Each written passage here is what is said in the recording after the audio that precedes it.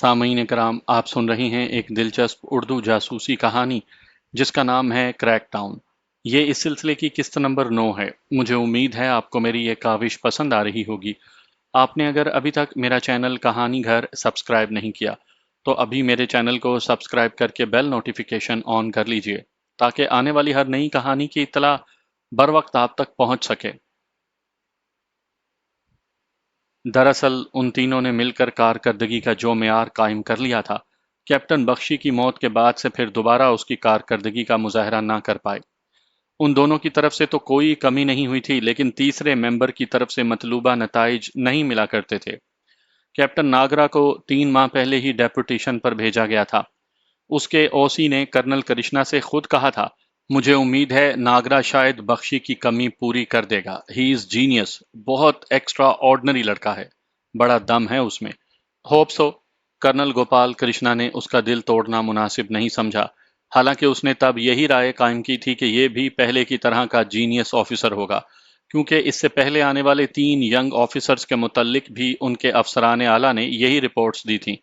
یہ الگ بات ہے کہ وہ بمشکل 2-3 ماہ بھی ان کے ساتھ نہیں چل پائے تھے، اور کرنل گوپال کرشنا کی درخواست پر ان کا تبادلہ کسی دوسرے فیلڈ انٹیلیجنس یونٹ میں کر دیا جاتا تھا۔ لیکن حیرت انگیز طور پر جب اس کی پہلی ملاقات کیپٹن ناگرا سے ہوئی تو اس نے میجر رائے سے کہا تھا، میر صاحب، لڑکے میں دم ہے۔ بھگوان کرے ایسا ہی ہو سر، میجر رائے نے اس کی ہاں میں ہاں ملاتے ہوئے کہا تھا۔ اس کی تجویز پر کرنل گوپال کرشنا نے کیپٹن ناگرا کو ایک اہم مشن سونپ کر بانڈی پورہ کی طرف روانہ کیا تھا، اور آج جب اسے 10 روز کے بعد اس کا پیغام ملا تو کرنل کرشنا کو یوں لگا جیسے وہ مجاہدین کی اس تازہ کارروائی کا بھرپور جواب دے سکیں گے۔ کیپٹن ناگرا کو نیا پلان سونپتے ہوئے کرنل گوپال کرشنا کو نہ جانے کیوں ایک امید سی بن گئی تھی کہ وہ اس پر عمل کر گزرے گا۔ کیپٹن ناگرا کشمیری پنڈت گھرانے سے تعلق رکھتا تھا۔ جموں میں پیدا ہونے والے کیپٹن ناگرا کی تربیت بھی اس کے والدین نے روایتی کشمیری انداز و روایات کے مطابق کی تھی، اور آرمی میں کمیشن حاصل کرنے کے بعد اسے زیادہ تو مقبوضہ کشمیر، لداخ اور چین کے سرحدی علاقوں میں ہی رہنے کا اتفاق ہوا تھا۔ بھارتی فوج کے محکمہ جاسوسی میں اس کی آمد بھارتی محکمہ جاسوسی کے لیے نیک شگون ہی تھا۔ کیپٹن ناگرا نے جن دنوں کمیشن لیا، کشمیر میں جد و جہد آزادی نے نئی کروٹ لی تھی، اور جیسے جیسے وہ محکمانہ امتحانات پاس کر کے آگے بڑھتا گیا، تحریک آزادی بھی اپنے نقطۂ عروج کی طرف گامزن رہی۔ اسے مسلمانوں سے نفرت ورثے میں ملی تھی۔ اس کے پنڈت والد گو کے ایک سرکاری محکمے میں اعلیٰ آفیسر تھے، لیکن اپنی روایات کی پاسداری نے انہیں کبھی جموں سے باہر نکلنے نہ دیا۔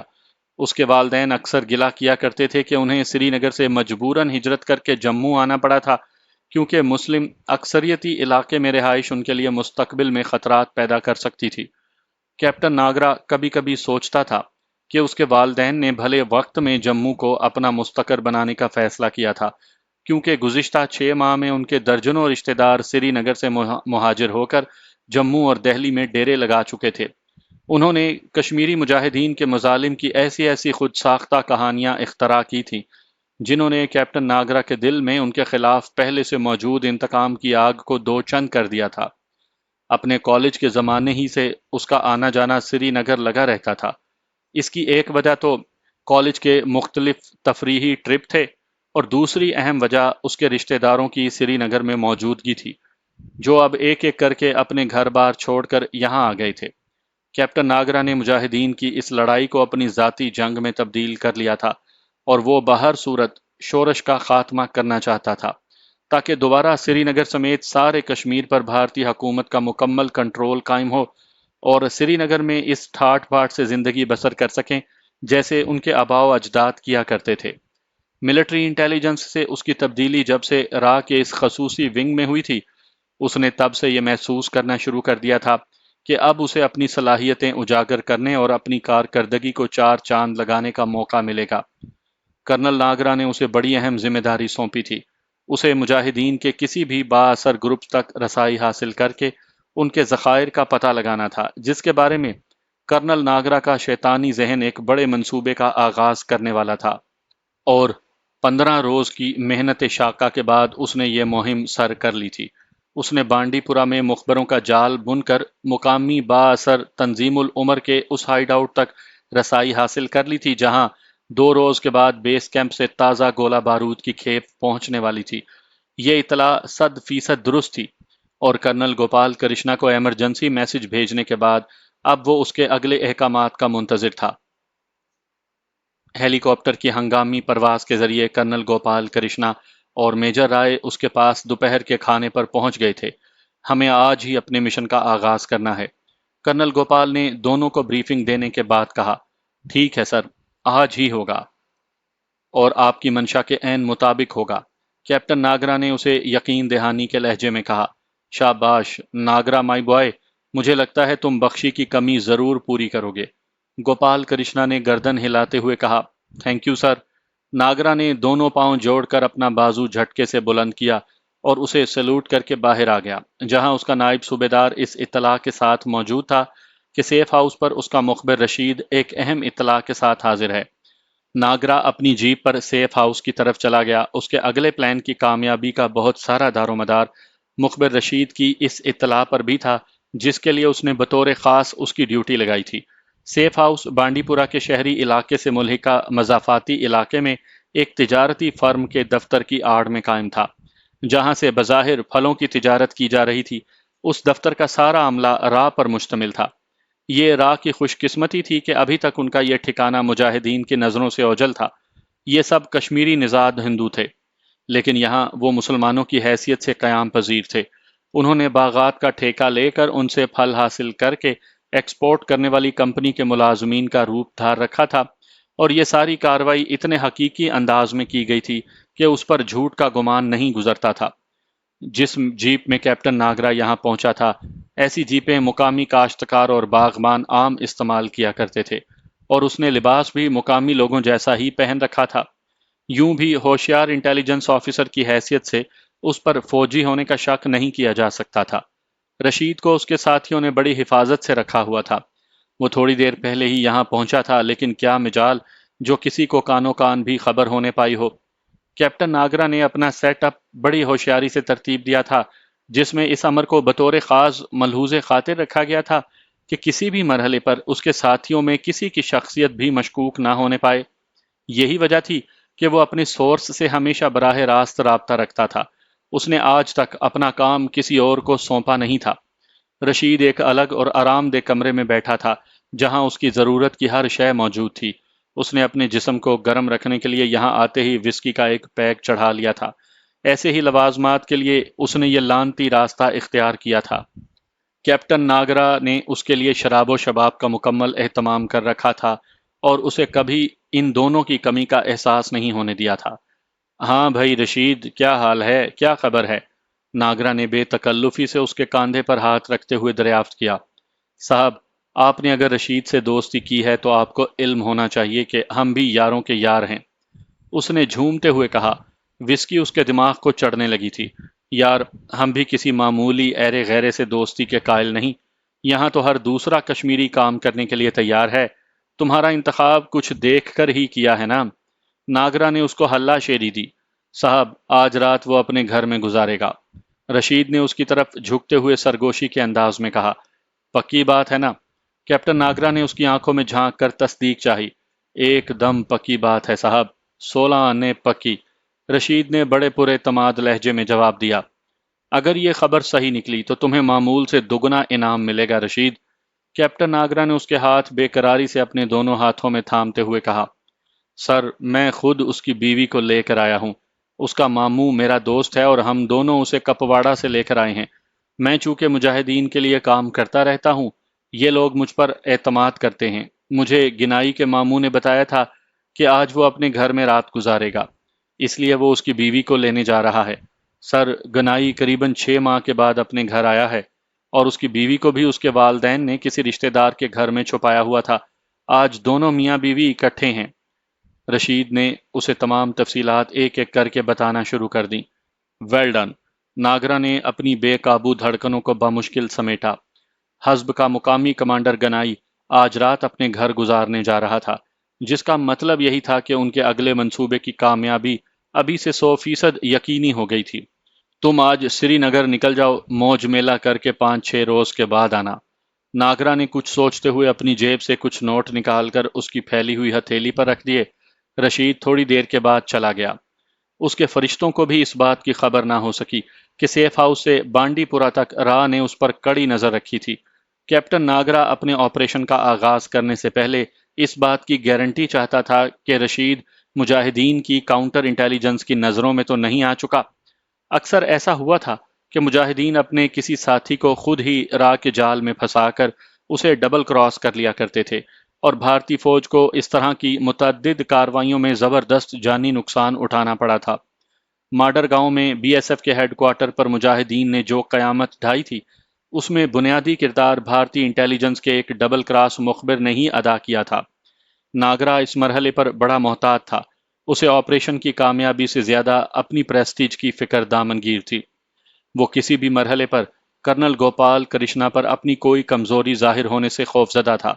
اسے علم اور احساس تھا کہ اگر اس نے کرنل گوپال کرشنا کا اعتماد حاصل کر لیا تو ساری زندگی عیش کرتا رہے گا۔ کرنل گوپال کرشنا تھا تو عہدے کا کرنل، لیکن اس کے اختیارات بھارتی فوجی کے کسی جرنیل سے بھی زیادہ تھے۔ اس کے پاس لاکھوں روپے کا بجٹ موجود تھا۔ اپنے ماتحتوں پر وہ راہ کے خفیہ فنڈز کے دروازے کھول دیا کرتا تھا، اور کیپٹن ناگرا نے یہ سوچ کر ایک منصوبے کے تحت ہی اس کا قرب حاصل کیا تھا کہ یہاں فنڈز کی کوئی کمی نہیں ہے۔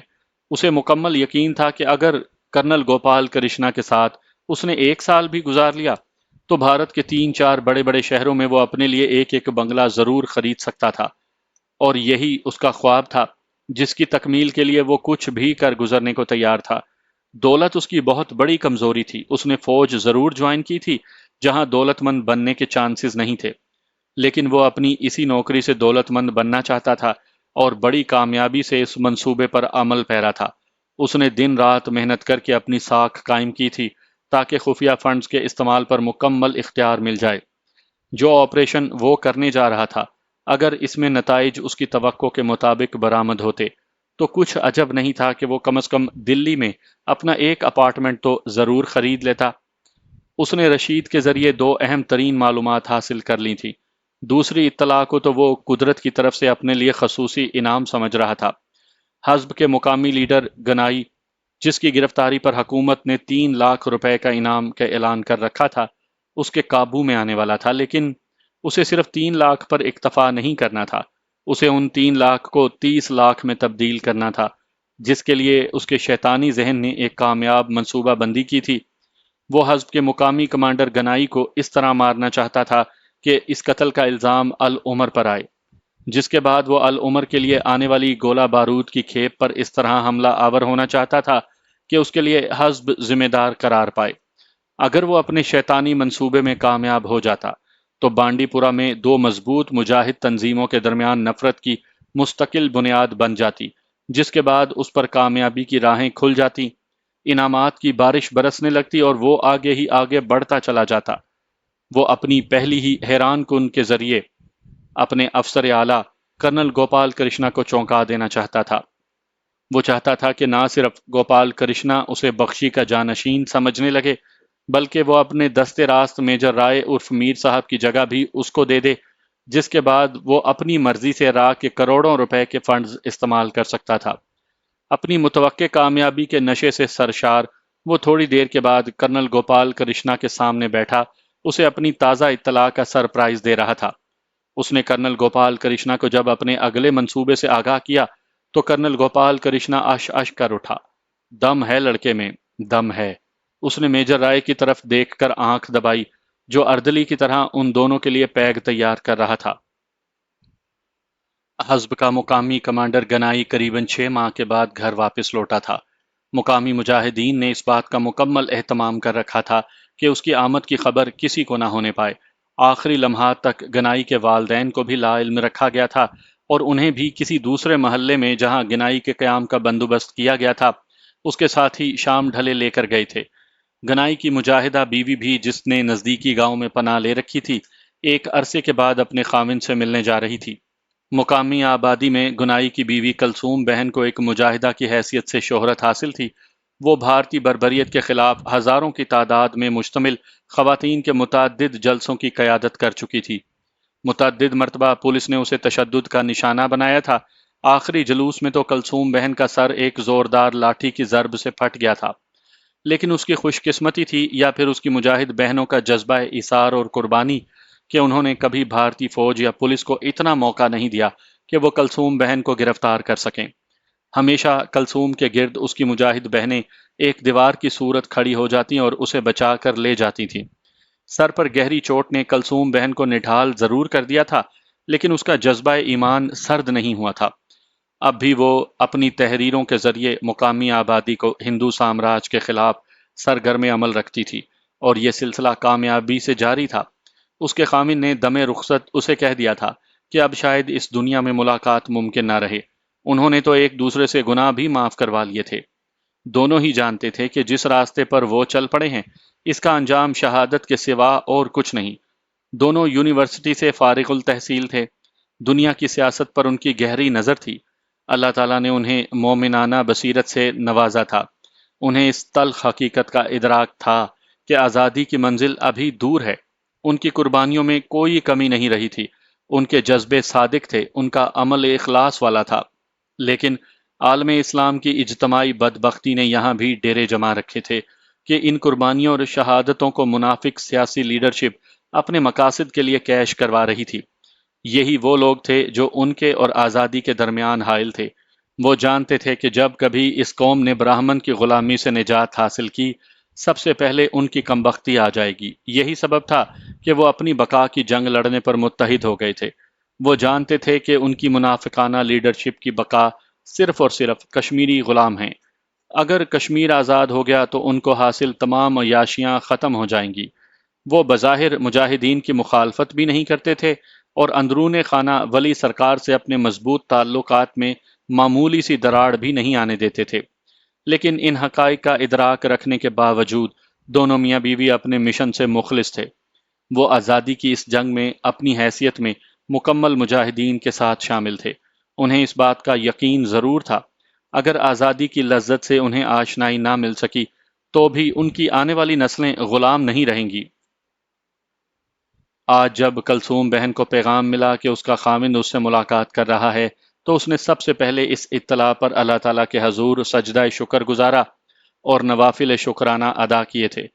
گنائی کا ماموں اپنے ایک دوست ٹیکسی ڈرائیور کے ساتھ اس کو خفیہ ٹھکانے سے لینے آیا تھا اور انہوں نے کلثوم بہن کو بانڈی پورہ کے ایک محفوظ علاقے میں پہنچا دیا تھا۔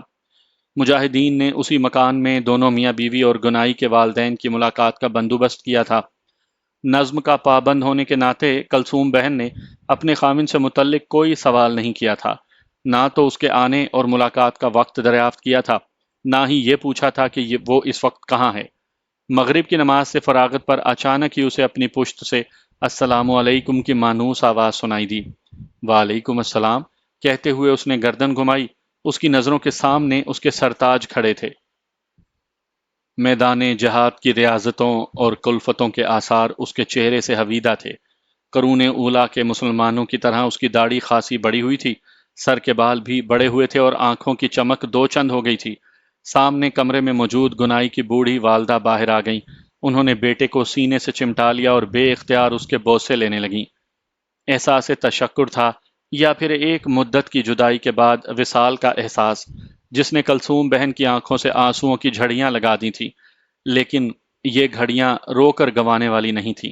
وصال کے ان لمحات کا ایک ایک پل غنیمت تھا۔ اس ایک ایک پل کے لیے وہ اللہ کی ہزار ہزار مرتبہ شکر گزار تھی۔ اس نے اپنے دونوں ہاتھ دعا کے لیے اٹھائے، اپنے خاوند اور مجاہدین کی سلامتی اور کشمیر کی غلامی کی سیارات کے خاتمے کی دعا مانگی، اور بڑے پراعتماد قدموں سے چلتی اپنے خاوند کے پاس آ گئی جس کی ماں اس کی بلائیں لیتی نہیں تھکتی تھی۔ گنائی نے رسماً ہی اپنی شریک حیات کی خیریت دریافت کی تھی، ورنہ تو وہ جانتا تھا کہ بظاہر یہاں عافیت کا سوال ہی نہیں اٹھتا۔ تینوں وہاں بیٹھ کر باتیں کرنے لگے۔ پھر اس کی والدہ کھانا تیار کرنے کے بہانے باہر آ گئیں تاکہ اپنی بہو کو جی بھر کر اپنی شریک حیات سے باتیں کرنے کا موقع تو دے دیں۔ تھوڑی دیر کے بعد گنائی کا بوڑھا باپ وہاں پہنچ گیا۔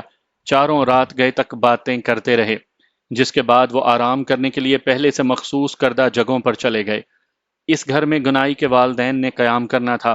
ان کے والدین کو مجاہدین صرف مخصوص اوقات میں ہی اپنے بیٹے سے ملاقات کے لیے لانے کا منصوبہ بنا رہے تھے، کیونکہ انہیں علم تھا کہ گنائی کے والدین پر بھارتی انٹیلیجنس ایجنسیوں کی نظر لگی ہے۔ اور ان کے اچانک 2-4 روز کے لیے غائب ہو جانے سے اس علاقے میں انٹیلیجنس ایجنسیاں قیامت برپا کر دیں گی۔ مجاہدین جس طرح محفوظ راستے سے اس کے والدین کو لائے تھے، اسی طرح انہوں نے دونوں کو واپس گھر پہنچا دیا۔ کلثوم کو ایک پل قرار نہیں تھا۔ اتنے عرصے کے بعد خامن سے ملاقات پر اس کا رواں رواں اللہ تعالیٰ کا سپاس گزار تھا، لیکن کوئی اندیکھی طاقت اس کے کانوں میں بار بار ایک ہی سرگوشی کر رہی تھی کہ اس کے خامن کی زندگی محفوظ نہیں ہے۔ دونوں رات گئے تک باتیں کرتے رہے، پھر سونے کے لیے چار پائیوں پر لیٹ گئے، لیکن کلثوم کی آنکھوں سے نیند غائب تھی۔ وہ بے چینی سے کروٹیں بدلتی رہی، پھر کچھ سوچ کر اٹھ کھڑی ہوئی۔ اس کے خامند آنے والی قیامت سے بے خبر گہری نیند سو رہا تھا۔ کلثوم نے اپنے خامند کو نیند سے جگانا مناسب نہ سمجھا اور دبے پاؤں دوسرے کمرے میں چلی گئی۔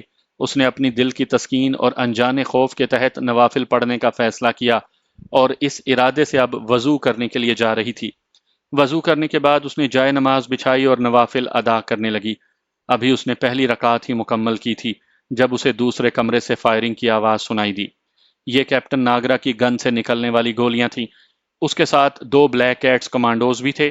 ان تینوں موذیوں نے ایک مقامی آستین کے سانپ کے ذریعے یہاں تک رسائی حاصل کی تھی۔ مجاہدین کے وہم و گمان میں بھی یہ بات نہ رہی ہوگی کہ اس مکان کے پچھواڑے ملحقہ مکان کا رہائشی نصیب علی، جو بظاہر ان کا بڑا سرگرم حمایتی تھا، دراصل راہ کا زر خرید کتا تھا، جس نے سرے شام ہی سارے محلے کی آنکھوں میں دھول جھونک کر تینوں بھارتیوں کو اپنے گھر میں چھپایا ہوا تھا، اور اس کے گھر کی دیوار پھلان کر ہی وہ تینوں گنائی تک پہنچے تھے۔ انہوں نے اس بات کی تصدیق کر لی تھی کہ مکان کی شمالی سمت مجاہدین نے خالی چھوڑی ہوئی ہے، کیونکہ اس طرف نصیب علی کا گھر تھا، اور نصیب علی کے ہوتے ہوئے انہیں اس طرف سے کسی حملے کی فکر نہیں تھی۔ کیپٹن ناگرا اور اس کے دونوں ساتھیوں نے جان بوجھ کر کلاشنکوف گنیں استعمال کی تھی، اور جو گولیوں کے خول یہاں گرے تھے، انہیں دیکھنے کے بعد ہر کوئی یہی کہتا کہ یہ اپنوں کی کارستانی ہے۔ کیپٹن ناگرا نے اسی پر بس نہیں کیا۔ کلثوم بہن دیوانہ وار اپنے مجاہد خامن کے کمرے کی طرف لپکی تو سیاہ نقاب اور مجاہدین جیسا لباس پہنے اس نے 3 حملہ آور دیکھے، جن میں سے ایک نے مزید شاندار اداکاری کا مظاہرہ کرتے ہوئے کمرے سے بھاگنے میں گھبراہٹ کی اداکاری کی، اور اپنی ٹانگ کمرے کے پردے میں لپٹا کر بظاہر منہ کے بل گرنے کا مظاہرہ کرتے ہوئے اپنی گن اس طرح وہاں پھینکی جیسے افراتفری میں بھاگتے ہوئے اس کے ہاتھ سے گن گر پڑی ہو۔ اس کے ساتھ ہی اس نے اپنے ہمراہیوں میں سے ایک کو خالد کہہ کر مدد کے لیے پکارا۔ کلثوم کی آنکھوں نے آخری منظر یہی دیکھا کہ تینوں افراتفری میں وہاں سے بھاگ رہے تھے، اور ایک بھاگنے والے نے اپنے ساتھی کو خالد کہہ کر پکارا تھا۔ وہ تڑپ کر اپنے خامن کی طرف لپکی، جس کے ہونٹوں پر قرآنی آیات کا ورد اور چہرے پر مسکراہٹ تھی۔ کلثوم نے دیوانہ وار اسے جھنجھوڑا، لیکن اس کے شہید خامن کی مسکراہٹ ابدی ہو چکی تھی۔ کلثوم نے غم اور غصے کی ملی جلی کیفیت کے ساتھ بندوق اٹھائی اور چاہا کہ بھاگنے والوں پر فائر کر دے۔ وہ کھڑکی تک پہنچی۔ اس نے بھاگنے والوں کے حیولے شمال کی سمت دیکھے اور ان پر گولیاں بھی چلائیں، لیکن اب وہ اس کی رینج سے باہر نکل چکے تھے۔ گولیوں کی آواز نے سارے محلے کو جگا دیا۔ شہید کے گھر پر مقامی آبادی کا تانتا بند گیا، اور یہ العمر کے لوگ تھے۔ نصیب علی نے زہر فشانی کی اور کلثوم بہن کو فوراً بھاگنے والے آخری شخص کی بات یاد آ گئی۔ غم سے نڈھال وہ اپنے خاوند کی چارپائی سے لگی بیٹھی تھی، جس کے کونے سے ابھی تک شہید کا خون رس رہا تھا۔ گنائی کے مجاہد ساتھیوں میں سے ایک نے لپک کر وہ گن اٹھا لی جو حملہ آور افراتفری میں فرار ہوتے ہوئے پھینک گئے تھے، اور جس سے کلثوم بہن نے گولیاں بھی چلائی تھیں۔ گن کے ایک کونے پر العمر کنندہ تھا۔ مجاہدین عموماً اپنی گنوں پر اپنے نظم کا نام لکھوا لیا کرتے تھے۔ نصیب علی کی زبان سے نکلا زہر دوسرے ہی لمحے اس مجاہد کے ذہن کو ڈس گیا۔ اس نے نصیب علی کی بات پر صاد کر دیا، جس کے ساتھ ہی وہاں بحث و مباحثہ شروع ہو گیا۔ زیادہ لوگ اسے دشمن کی دھوکے کی چال اور کچھ لوگ العمر کی کارستانی قرار دے رہے تھے۔ سارے شہر میں گنائی کی شہادت کی خبر رات کے پہلے پہر ہی جنگل کی آگ کی طرح پھیل گئی تھی۔ بانڈی پورہ کے سارے مکین اپنے عظیم کمانڈر کو عقیدت پیش کرنے صبح ہونے سے پہلے ہی وہاں پہنچ گئے تھے۔ کیپٹن ناگرا نے اپنی اسکیم میں کوئی سکم نہیں رہنے دیا تھا۔ صبح کے اخبارات کی چیختی چلاتی سرخیاں گنائی کی شہادت کا المیہ بیان کر رہی تھیں۔ قریباً تمام اخبارات نے اس کی شہادت کا ذمہ دار العمر کو گردانا تھا۔ کسی نے کھل کر اور کسی نے بین السطور میں یہ بات لکھی تھی۔ صبح جب گنائی کا جنازہ اٹھا تو غم و غصے سے بھرے سوگواروں نے جنازے کے راستے میں آنے والے مقامی العمر کے کمانڈر خالد کے گھر پر حملہ کر دیا۔ گو کے علاقے کے بڑے بوڑھے نوجوان چیخ چیخ کر سمجھاتے رہے کہ یہ سازش ہے، لیکن وہ سازش ہی کیا جس کا انجام تباہی نہ ہو۔ کیپٹن ناگرا نے اپنی تمام صلاحیتوں کا بھرپور استعمال کیا تھا۔ جنازے کے جلوس میں موجود را کے تنخواہ ٹاؤٹ لوگوں میں غلط فہمیاں پھیلانے میں مصروف تھے۔ وہ ہر شخص کو گمراہ کرنے پر تلے ہوئے تھے اور جنازے کے اس ہجوم میں گھوم پھر کر اپنی مذموم سرگرمیوں میں مصروف تھے۔ العمر کے مجاہدین کا خفیہ اجلاس کمانڈر خالد کی قیادت میں جاری تھا۔ وہ لوگ بڑی پریشانی کے عالم میں اس فکر میں غلطاں تھے کہ اس گھناؤنی سازش کے پس پردہ محرکات کیا ہیں۔ یہ بات ان سے زیادہ کون جان سکتا تھا کہ را نے کچھ عرصے سے مجاہدین کے درمیان غلط فہمیاں پیدا کر کے انہیں آپس میں ٹکرانے کی سازش تیار کی تھی، اور اس میں اسے کچھ کامیابی بھی حاصل ہو رہی تھی، کیونکہ مقبوضہ کشمیر ہی میں مجاہدین کے لبادے میں ملبوس منافقین کا گروہ جو حکومتی بندربانٹ میں اپنے لیے بہت سی امیدیں وابستہ کیے ہوئے تھا، وہ بھی ایک طرح را کا ہر اول دستہ ثابت ہو رہا تھا۔ یہ لوگ یہی چاہتے تھے کہ مجاہدین کی تحریک اتنی زیادہ مضبوط نہ ہو جائے کہ پھر وہ براہ راست بھارتی حکومت کے ساتھ میز پر بیٹھ کر مذاکرات کرنے کی پوزیشن میں آ جائیں۔ وہ چاہتے تھے کہ سودا کاری ایجنٹ کے فرائض ہمیشہ وہی انجام دیں تاکہ ان کی سیاسی اہمیت بھی مسلم رہے، اور وہ جب چاہیں حکومت کو بلیک میل کر کے اپنا منہ بھی کالا کرتے رہیں۔ جہاں ایک طرف کشمیر کے لاکھوں عوام آزادی کی اس جنگ سے اپنے مستقبل کی امیدیں وابستہ کیے بیٹھے تھے، وہاں دوسری طرف چند ہزار بدبختوں کا یہ ٹولہ اپنی تمام تر منافقانہ توانائیاں اس بات پر صرف کر رہا تھا کہ مجاہدین کو ان کے مقصد میں نہ تو کامیابی ہو، لیکن وہ حکومت کے لیے ضرور درد سر بنے رہیں۔ وہ محدود جنگ آزادی کے قائل تھے، اس طرح انہیں دوہرے فوائد حاصل ہو رہے تھے۔ وہ یہ نہیں چاہتے تھے کہ سیاسی میدان بھی مجاہدین کے ہاتھوں میں دے دیا جائے۔ یہی وجہ ہے کہ انہوں نے ایک سازش کے تحت مجاہدین کو صرف توپ و تفنگ تک ہی محدود کر دیا تھا، اور اپنی خود ساختہ تنظیموں کے منہ پر مجاہدین والے نعروں کے لیبل چسپاں کر کے مکمل منافقت اور ریاکاری کے ساتھ اپنے دھندے میں مصروف تھے۔ را نے اس گروہ منافقین کا خوب استعمال کیا، انہیں سنہرے مستقبل کے سپنے دکھا کر، عہدوں اور پیسوں کا لالچ دے کر انہیں اپنے کام پر لگا دیا تھا، اور یہ عقل کے اندھے جو بظاہر خود کو گانٹ کر پورے سمجھتے تھے، محض وقتی مفادات کے لیے ہزاروں شہیدوں کے خون کو رائیگاں کرنے پر تلے ہوئے تھے۔ کمانڈر خالد کی پریشانی دیدنی تھی، اسے اپنے گھر کی تباہی کا افسوس نہیں تھا، اسے تو رہ رہ کر ایک ہی فکر کھائے جا رہی تھی کہ را نے اب مجاہدین کے مضبوط ترین مرکز بانڈی پورہ کو اپنی مذموم سرگرمیاں کا مرکز بنا لیا ہے، اور انہیں یہاں کامیابی بھی حاصل ہو گئی۔ اس سے پہلے را نے اپنا یہ کھیل سری نگر میں بھی کامیابی سے کھیلا تھا، جہاں مجاہدین مختلف گروپوں میں اپنے لوگ داخل کر کے اور ان میں غلط فہمیاں جنم دے کر انہیں ایک دوسرے سے ٹکرا چکے تھے۔ کیا بانڈی پورہ میں بھی یہی کچھ ہوگا؟ اس سے آگے خالد کچھ نہیں سوچ سکتا تھا۔ اس خیال نے اسے لرزا کر رکھ دیا تھا۔ میرے خیال سے فوری طور پر ہم بزرگوں کی ایک پنچایت بنا کر اس معاملے کو ختم کروائیں، کیونکہ اس کا ابھی آغاز ہوا ہے۔ اگر ہم نے اس مرحلے پر اس سازش کو ناکام نہ بنایا تو پھر خدا ہی ہمارا حافظ ہوگا۔ خالد نے اپنی بات کے خاتمے پر اپنے ساتھیوں سے کہا، ہم حزب کے کمانڈر سے رابطہ کر رہے ہیں، زیادہ ضروری بات یہ ہے کہ انہیں اعتماد میں لے کر دشمن کی چال سے آگاہ کیا جائے۔ دوسرے ساتھی نے مشورہ دیا، کمانڈر مختار میرے رابطے میں ہے، کیوں نہ ہم اس سے ملاقات کر لیں؟ تیسرے ساتھی نے کہا، یہی مناسب رہے گا، آج رات ہی انہیں اپنے ہائیڈ آؤٹ پر بلا لو یا پھر میں وہاں چلا جاتا ہوں، جیسا بھی آپ لوگ فیصلہ کریں۔ کمانڈر خالد نے اپنا خیال ظاہر کیا۔ تھوڑی دیر تک آپس میں مشاورت کے بعد انہوں نے اپنے ایک ساتھی کو اسی مشن پر روانہ کیا تھا کہ وہ مختار سے رابطہ قائم کرے۔ شام کے بعد ان کا رابطہ مختار سے ہو گیا، جو خود بھی اس صورتحال سے بہت پریشان دکھائی دے رہا تھا۔ تھوڑی دیر کے بعد ہی وہ لوگ ایک خفیہ جگہ مشاورت کے لیے اکٹھے ہو رہے تھے۔ دونوں تنظیموں کے مجاہدین نے مشترکہ حفاظتی بندوبست کیے تھے، اور کمانڈر مختار نے خصوصی مشاورت کے لیے جہانگیر اور حسین خان کو بھی وہیں بلا لیا تھا۔ رات کے پہلے پہر مقامی مجاہد کمانڈر اس افسوسناک صورتحال پر غور کر کے اس سازش کو ناکام بنانے کے لیے کوشاں تھے۔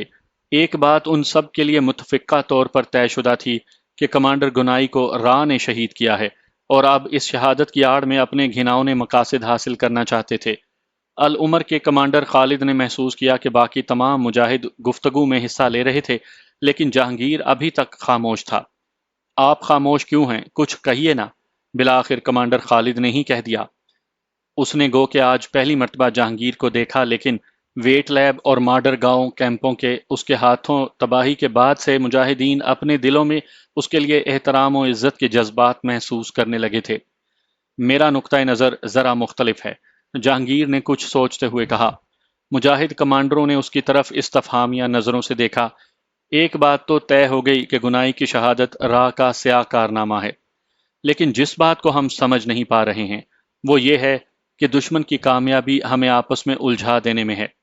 دشمن نے وقتی طور پر ہی صحیح اپنے مقصد میں کامیابی تو حاصل کر لی، لیکن ہم نے ابھی تک ان آستین کے سانپوں تک رسائی حاصل نہیں کی جن کی مدد سے انہوں نے اپنا کام کیا ہے۔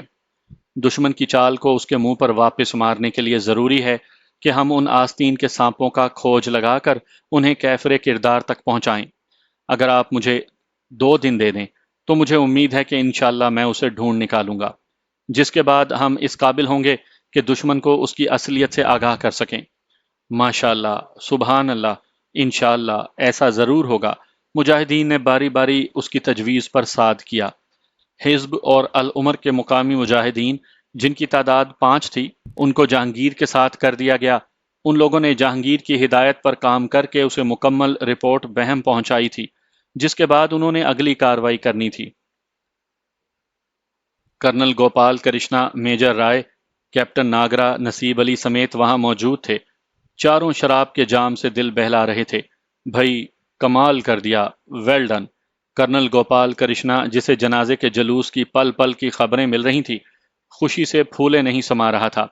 جب انہیں یہ خبر ملی کہ جنازے کے جلوس کے شرکاء نے العمر کے مقامی کمانڈر خالد کے گھر کو تباہ کر دیا ہے تو وہ اپنی جگہ خوشی سے اچھل پڑا تھا۔ یہ تو کچھ بھی نہیں ہے سر، آگے آگے دیکھیے ہوتا ہے کیا۔ کیوں نصیب صاحب؟ کیپٹن ناگرا نے نصیب کے جام میں وسکی انڈیلتے ہوئے کہا۔ بالکل صحیح کہا مہاراج، بالکل صحیح۔ نصیب علی نے بے غیرتوں کی طرح دانت نکالے۔ یہ لو اپنا انعام، اور اپنے ہوش و حواس قائم رکھنا۔ اگر زندہ رہنا ہے تو اپنے حواس شل نہ ہونے دینا۔ کیپٹن ناگرا نے نوٹوں کی ایک گڈی اس کی طرف بڑھائی۔ بھگوان آپ کا بھلا کرے مہاراج، جے ہند۔ نصیب علی نے، جس کو شراب اب چڑھنے لگی تھی، کھڑے ہو کر شرابیوں کی طرح ہاتھ ہلایا اور کمرے سے باہر آ گیا، جہاں موجود 2 گارڈز اسے جس خفیہ راستے سے لائے تھے اسی راستے سے واپس لے گئے۔ کام مکمل ہونے پر اس کا کام تمام کر دینا۔ اس کے باہر نکلتے ہی کرنل گوپال کرشنا نے کیپٹن ناگرا سے کہا۔ آئی نو اٹ سر۔ کیپٹن ناگرا نے اس کی طرف مسکراہٹ اچھالی۔ ٹیم تیار ہے، کتنے بجے جانا ہے؟ میجر رائے نے کہا۔ 1 گھنٹے کے بعد، اور اس مرتبہ نئی ٹیم ہونی چاہیے، کیپٹن ناگرا نے کہا۔ ایسا ہی ہوگا، مطمئن رہو۔ کرنل گوپال کرشنا نے اسے عجیب سی نظروں سے دیکھ کر کہا۔ میں جانتا ہوں سر کہ ہماری سابقہ آپریشنوں میں ناکامی کا ایک سبب یہ بھی ہے کہ ہم اس کا فالو اپ نہیں کرتے۔ میرا اصول یہی ہے کہ مقامی سورس کو استعمال کرو اور ضائع کر دو۔ ان لوگوں کا کچھ پتہ نہیں چلتا کہ کب ان کی نام نہاد غیرت ایمانی جاگ اٹھے اور یہ آتنکوادیوں یعنی دہشت گردوں سے جا ملے۔ یوں بھی راز تب ہی راز رہتا ہے سر جب اسے ہمیشہ ہمیشہ کے لیے دل میں یا پھر زمین میں دفن کر دیا جائے۔ کیپٹن ناگرا کی بات نے میجر رائے کو چونکا دیا۔ اس نے اندازہ لگا لیا کہ اگر اس لونڈے کے پر نہ کاٹے گئے تو یہ اتنا اونچا اڑنے لگے گا کہ کہیں ایسا نہ ہو کہ اس کی چھٹی ہو جائے۔ 1 گھنٹے تک وہ ادھر ادھر کی باتیں کرتے رہے، جس کے بعد کیپٹن ناگرا راہ کے 4 بلیک کیٹس کے ساتھ، جو ایک پرائیویٹ کار میں اس کے منتظر تھے، اپنے اگلے مشن پر روانہ ہو گیا۔ العمر کے مجاہدین اپنی جان ہتھیلی پر رکھ کر گولہ بارود کی اتنی مقدار حاصل کرنے میں کامیاب ہوئے تھے جس سے وہ اپنے اگلے منصوبوں کو کسی حد تک پایہ تکمیل تک پہنچا سکیں۔ اس وقت گولہ بارود اپنے خفیہ ٹھکانے پر پہنچا کر مجاہدین، جو تعداد میں 4 تھے، نماز کی ادائیگی کی تیاریاں کر رہے تھے جب انہیں کسی آہٹ کا احساس ہوا۔ اس سے پہلے کہ انہیں صورتحال کی سمجھ آئے، اچانک ہی چاروں اطراف سے ان پر قیامت ٹوٹ پڑی، اور اس سے پہلے کہ وہ مقابلے کے لیے تیار ہوں، بارود میں دھماکہ ہوا جس نے سارے شہر کو ہلا کر رکھ دیا تھا۔ چاروں مجاہد اس دھماکے کے ساتھ ہی منزل مراد پا گئے، لیکن حیرت انگیز طور پر ان میں سے ایک زندہ ہی رہا۔ یہ حفیظ لون تھا، راہ کا زر خرید حفیظ لون، جسے اس کام کے لیے خطیر رقم ادا کی گئی۔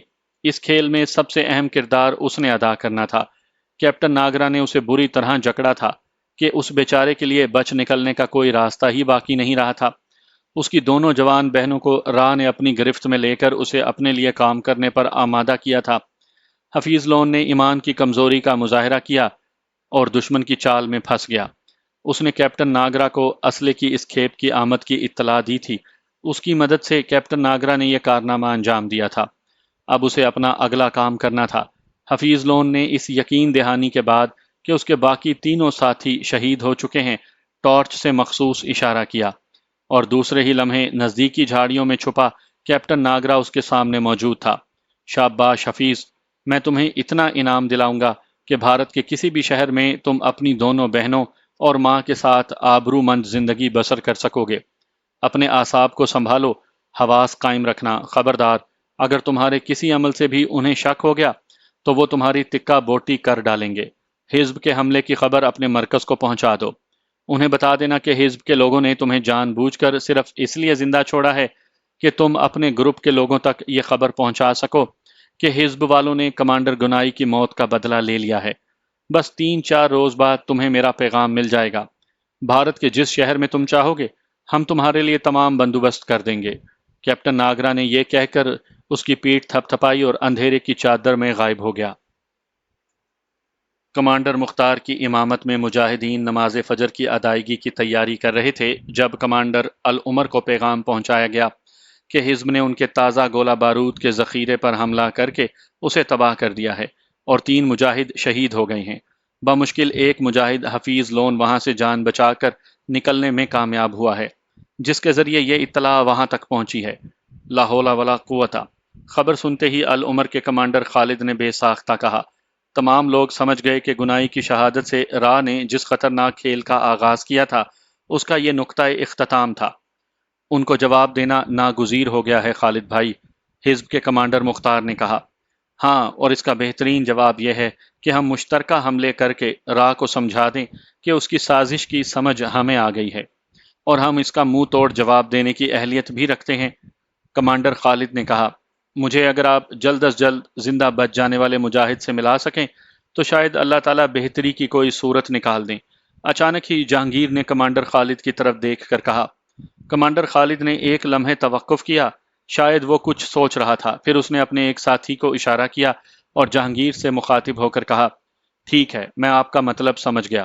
میرے خیال میں یہ جگہ مناسب نہیں، ہمیں کسی اور جگہ کا انتخاب کرنا ہوگا، یہی مناسب ہے۔ کمانڈر مختار نے بھی اس کی ہاں میں ہاں ملائی۔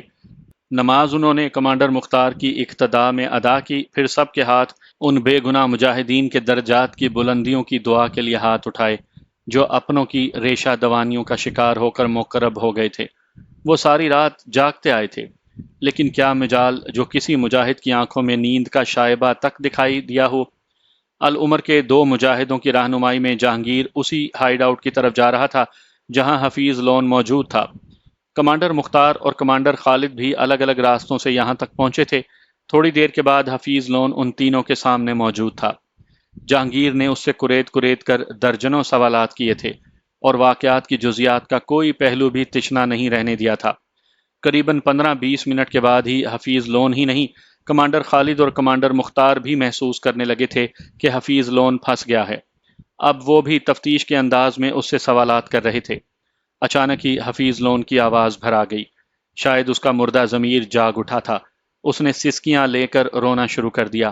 تھوڑی دیر کے بعد ہی اس نے اپنی بہنوں کی گرفتاری سے راہ کے ہاتھوں بلیک میل ہونے تک کی ساری کہانی انہیں سنا دی۔ کیپٹن ناگرا نے اسے جس طرح کھیل میں کٹ پتلی بنایا تھا اس کی تفصیلات سے بھی اس نے انہیں آگاہ کیا۔ کیپٹن ناگرا نے اسے اپنا نام کیپٹن خان بتایا تھا اور خود کو مسلمان فوجی افسر ظاہر کیا تھا اور اس کی بہنوں کے ذریعے اسے بلیک میل کیا تھا۔ کیپٹن خان نے وعدہ کیا تھا کہ اگر میں یہ کام کر دوں گا تو میری بہنوں کی عزت محفوظ رہے گی۔ یہ کہہ کر حفیظ پھر سسکیاں لے کر رونے لگا۔ کمانڈر خالد کی آنکھوں میں خون اتر آیا۔ اس کا ہاتھ اپنے پستول کی طرف بڑھا، لیکن اچانک ہی جہانگیر کے اشارے پر کمانڈر مختار نے اس کا ہاتھ تھام لیا اور اب وہ اسے دوسرے کمرے میں لے جا رہا تھا۔ حفیظ لون اب خاموشی سے سر جھکائے اپنی قسمت کے فیصلے کا منتظر تھا۔ جہانگیر اس کے چہرے پر بغور نظریں جمائے کچھ سمجھنے کی کوشش کر رہا تھا۔ جلد ہی اسے اطمینان ہو گیا کہ حفیظ اداکاری نہیں کر رہا، بلکہ اسے اپنے گناہوں کی شدت کا احساس ہو گیا ہے۔ دیکھو حفیظ، تم جو کچھ کر چکے ہو، مجاہدین کا جتنا نقصان ہو چکا ہے، اس کا ازالہ تو کسی صورت ممکن نہیں، لیکن ایک طریقہ ایسا ضرور ہے جس سے تم کم از کم اپنے ان گناہوں کا کفارہ کسی حد تک ادا کر سکتے ہو۔ اگر میری جان لے کر بھی میرے گناہوں کا کفارہ ادا ہو سکتا ہے تو میں حاضر ہوں۔ حفیظ نے نظریں جھکاتے ہوئے جواب دیا، میرے ذہن میں ایک تجویز ہے، لیکن اس کے لیے تمہارے کمانڈر سے اجازت لینا ضروری ہے، کیونکہ تم ایک نظم سے وابستہ ہو اور میں بھی۔ ہم دونوں ہی اپنی مرضی سے کوئی فیصلہ نہیں کر سکتے، جہانگیر نے کہا اور اسے اکیلا چھوڑ کر باہر نکل گیا۔ باہر آ کر اس نے دو مجاہدوں کو چھپ کر اس کی نگرانی کے لیے کہا تھا۔ اس نے اب حفیظ کو فرار ہونے کا موقع بھی دیا تھا اور اس بات کا اہتمام بھی کیا تھا کہ اگر وہ فرار ہونے لگے تو اسے بھاگنے نہ دیا جائے۔ لیکن دوسری بات کا حفیظ کو علم نہیں تھا۔ جہانگیر نے اس کا امتحان لیا تھا۔ اگر وہ بھاگنے کی کوشش کرتا تو اس کا مطلب صاف ظاہر ہے، یہی تھا کہ وہ کفارہ ادا کرنے میں مخلص نہیں، جس کے بعد اس کی تنظیم کو اس کا فیصلہ کرنے کا اختیار تھا۔ بصورت دیگر اس پر اعتبار کیا جا سکتا تھا۔ دوسرے کمرے میں کمانڈر مختار العمر کے کمانڈر خالد کو نارمل کرنے کی کوشش کر رہا تھا جب جہانگیر کمرے میں داخل ہوا۔ خالد بھائی، مجھے آپ کے کسی معاملے میں مداخلت کا تو حق نہیں ہے، لیکن آپ کی اجازت سے ایک تجویز ضرور آپ کی خدمت میں پیش کرنا چاہتا ہوں۔ اگر میرا منصوبہ کامیاب رہا تو انشاءاللہ ہم کسی حد تک ہی صحیح اپنے نقصانات کا ازالہ بھی کر لیں گے اور دشمن کو یہ احساس بھی دلا سکیں گے کہ اپنے آقائے نامدار حضرت محمد صلی اللہ علیہ وآلہ وسلم کی حدیث کے مطابق مومن کی بصیرت سے ڈرو۔ میرا ایمان ہے کہ شہداء کی روحوں کو ضرور اس سے تسکین حاصل ہوگی۔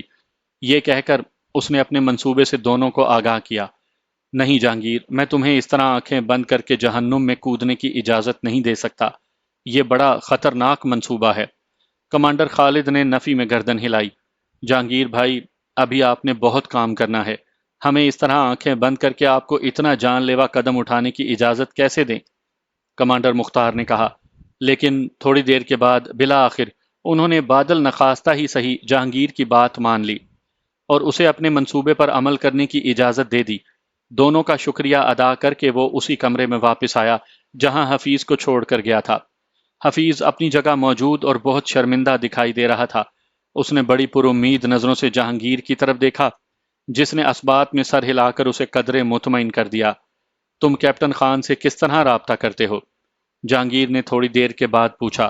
جواب میں حفیظ لون نے اسے راہ کے اس سیف ہاؤس کا پتہ سمجھایا جہاں باغبان کمپنی کی آڑ میں کیپٹن ناگرا نے اپنا خفیہ ٹھکانہ قائم کیا ہوا تھا۔ حفیظ نے بتایا کہ وہ اسی باغ کے ایک ملازم کو اپنے آنے کی اطلاع دیتا ہے، جس کے بعد وہ لوگ خود ہی کیپٹن خان کو وہاں بلا لیتے ہیں۔ تم آج ہی جاؤ اور کیپٹن سے ملاقات کے بعد اسے کہنا کہ تم نے جہانگیر تک رسائی حاصل کر لی ہے اور اسے گرفتار کروا سکتے ہو، لیکن یہ شرط عائد کرنا پہلے تمہیں میری گرفتاری پر رکھے انعام کی آدھی رقم دی جائے۔ اس طرح انہیں یقین ہو جائے گا کہ تم جھوٹ نہیں بول رہے۔ جہانگیر نے اس کی طرف جھکتے ہوئے اسے آہستہ آواز میں سمجھایا۔ اس کی تجویز نے ایک مرتبہ تو حفیظ کو لرزا کر رکھ دیا، کیونکہ حفیظ کو علم تھا کہ جہانگیر ہی اس سے مخاطب ہے۔ لیکن یہ کیسے ممکن ہے؟ میں آپ کی زندگی… حفیظ نے گھبراتے ہوئے کچھ کہنا چاہا، لیکن جہانگیر نے اس کی بات کاٹ دی۔ تم میری زندگی کی فکر نہ کرو، ان بے گناہوں کی زندگیوں کی فکر کرو جو دل میں بہت کچھ کرنے کی حسرت لیے اپنے اللہ کے حضور پہنچ چکے ہیں۔ اگر تم چاہتے ہو کہ اللہ تعالیٰ تمہارے اس گناہ کو معاف کر دیں تو جیسے میں کہوں ویسے ہی کرو۔ ٹھیک ہے، جیسے آپ کا حکم، میں آج ہی جاتا ہوں، حفیظ نے شرمندگی سے سر جھکاتے ہوئے کہا۔ تم جاؤ، لیکن ایک بات ہمیشہ یاد رکھنا، میں نے تمہیں اپنے گناہوں کا کفارہ ادا کرنے کا ایک موقع دیا ہے، لیکن یہ بات کبھی اپنے گمان میں بھی نہ لانا کہ تم مجھے دھوکہ دے سکو گے۔ جو شخص خود کو بطور چارہ درندوں کے سامنے پیش کرنے جا رہا ہے، اس سے متعلق تمہیں بھی کوئی غلط فہمی نہیں ہونی چاہیے، جہانگیر نے کہا، اور حفیظ نے خاموشی سے گردن جھکا لی۔ تھوڑی دیر کے بعد وہ چلا گیا۔